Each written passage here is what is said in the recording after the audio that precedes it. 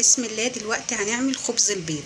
معانا هنا ده عدد 4 بيض، كوباية ونص لبن، كوباية دقيق، معلقة كبيرة زبدة سايحة، معلقة خل، ورشة ملح ورشة فلفل. هننزل ال4 عدد بيض، هننزل معلقة الخل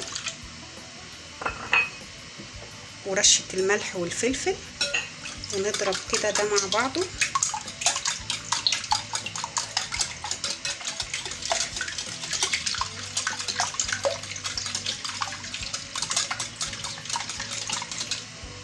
وننزل الكوباية ونص لبن.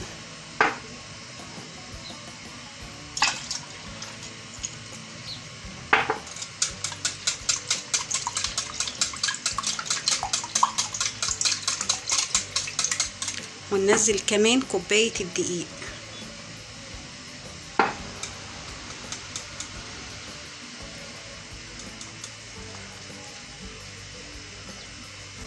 ونحط كمان معلقة الزبدة الكبيرة.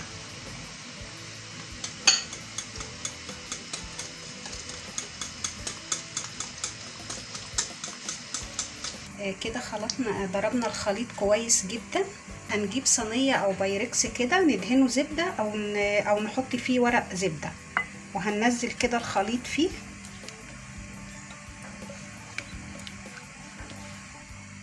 هنرش عليه كده على الوش بقدونس او بصل اخضر، اوراق البصل الاخضر كده بالشكل ده كده، وندخله الفرن على درجة حرارة 180، فرن سخن لمدة ربع ساعة.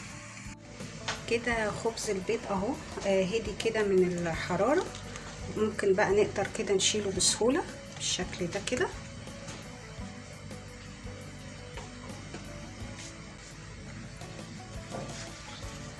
نقطعه كده شرايح.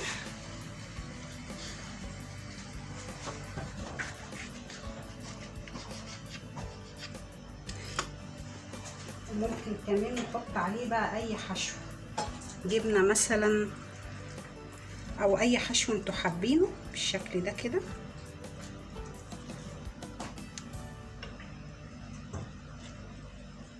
ونلفه كده ويتقدم.